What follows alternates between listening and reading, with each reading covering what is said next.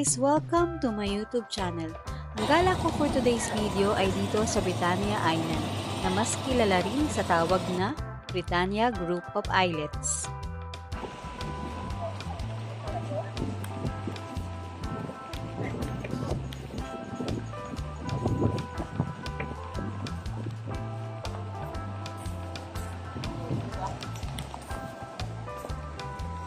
According sa aking kasama sa tour na si Madam Elena, ang islang ito ay nahahawig sa Balabac Island sa Palawan.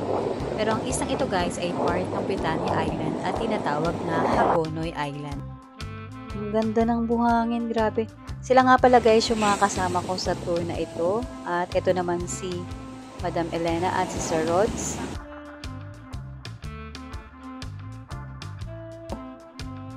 And that's me, myself and I, na nagpipiling model na naman. Pero tinatawag na kami guys kasi mayroon pa kaming ibang pupuntahan na islets. At yan ang aming bangka at ang aking mga kasama. At ito naman si Shera. Medyo may problema lang kami sa pagsakay sa bangka guys dahil sobrang lakas ng alon. Ang gagawin?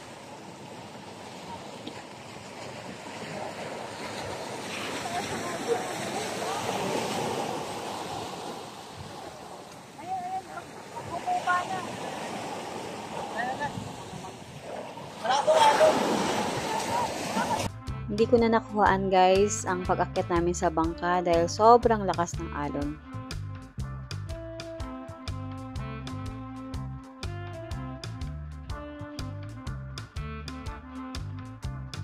Our next spot for our island hopping ay dito sa Naked Island. Kitang-kita from afar yung ganda ng isla dahil sa kulay puting buhangin. Kaso sobrang lakas ng alon guys, hinahampas na yung bangka namin sa shore kaya nag-decide kami na wag nang bumaba dahil masira pa yung bangka. Makapanghinayang sobrang ganda pa naman.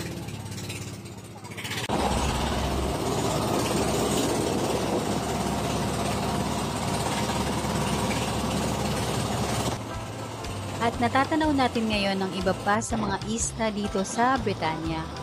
Mamaya pupunta tayo sa isa sa mga yan. But for now, dito muna tayo sa Heor-Heoran Island.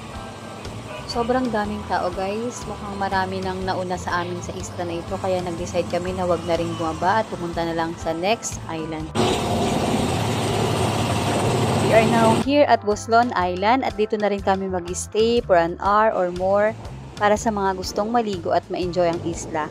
Actually guys, ito yung una namin pinuntahan kanina kaso masyado pang marami yung tao kaya binalikan na lang namin siya. Itong part na ito ng Buslon Island guys ay medyo malakas yung hampas ng alon sa mga bato kaya doon tayo sa kabilang side mamaya. But before that, ipakita ko muna sa inyo yung drone video nitong buong island. Thank you nga pala sa Wonder Twins na aming tour organizer para sa drone shot. 29 and I find myself wondering what did happen to the last 10. I ran away with my life, fast forward, never turn back again. It's kind of funny that the more we pass time, the more we need to set them rewind. And 19 was the year I had to leave you, but now I'm seeing all the signs. Is this really happening? I can't believe it's true. I'm just as surprised as you. Is this really happening? I can't be too sure, but one day I'll be yours again.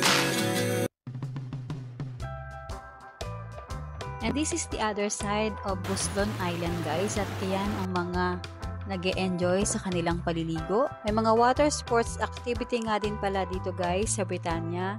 Tulad niyang nasa likuran ko, kaya naman tsak na may iba pang paglilibangan sa lugar na ito bukod sa paliligo. Wala na masyadong naliligo ng ganitong oras sa dagat guys dahil mataas na ang alon at malapit na rin lumubog ang araw kaya nag-decide kami na umalis na dito sa Britannia at baka maabutan pa kami ng dilim sa dagat.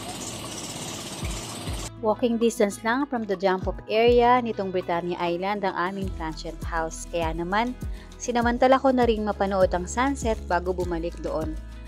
At dito ko na rin guys tatapusin muna ang video na ito. Thank you guys for watching. Please don't forget to like and subscribe and see you on my next vlog. Bye!